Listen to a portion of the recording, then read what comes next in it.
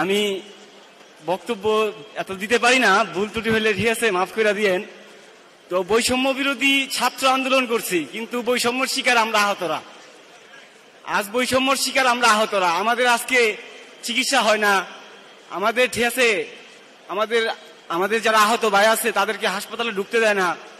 তো ঠিক আছে, আপনাদের প্রতি বাংলাদেশ জাতীয়তাবাদী বিএনপির কাছে আমার আকুল আবেদন যে ঠিক আছে, আপনারা আমাদের হাসপাতালে গিয়ে ঠিক আছে আমাদেরকে একটু দেখেন, যে আসলে আপনারাই আমাদের সব সংখ্যা দেখছেন, আপনারাই বেশি খোঁজ খবর নিছেন।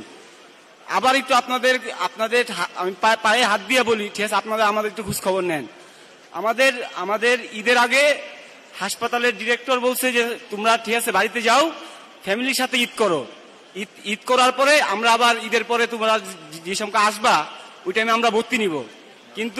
কিন্তু ওনারা আমাদের আর ভর্তি নেয় নাই। আমাদের আউটডোরে ঘুরা চিকিৎসা নিতে হইতাছে। আমার অনেক ভাই আহত ভাই ঠিক আছে হাসপাতালে ঢুকতে পারে না।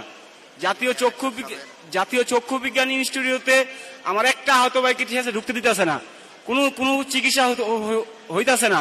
যে আসলে আমরা কি বৈষম্য বিরোধী ছাত্র আন্দোলন কইরা এখন আমরা দেশের কাছে বোঝা হয়ে গেছি।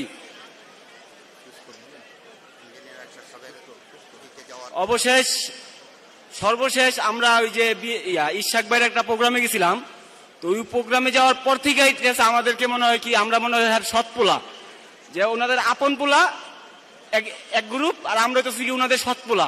আমরা কি এর জন্য ঠিক আছে ইশাক ভাইয়ের প্রোগ্রাম গেছি, কি এর জন্য আমরা ঠিক আছে ইশাক ভাইয়ের নিয়ে কথা বলছি, আমরা কি এর জন্য ঠিক আছে আসিফ মাহমুদ ভাই ওনাদের বিরুদ্ধে কিসের জন্য কথা বলছি। আসলে কি সত্য কথা বলা কি এখনো পাপ? তার মানে কি বৈষম্য বিরোধী ছাত্র আন্দোলন হইয়া এতগুলা মানুষের প্রাণ যায়, এতগুলা ঠিক আছে মানুষ পঙ্গুত্ব বরণ কইরা এখনো কি তার মানে সত্য কথা বলা যাবে না? আপনাদের প্রতি আমার অনেক ঠিক আছে রিকোয়েস্ট, আপনারা আমাদের হাসপাতালে গিয়া আমাদের ডিরেক্টর সাথে এবং জাতীয় চক্ষু বিজ্ঞান ইনস্টিটিউট ডিরেক্টরের সাথে একটু কথা বলেন। এই বলে আমার বক্তব্য শেষ করলাম। আসসালামু আলাইকুম। ঠিক আছে, আর কিছু বলতাম।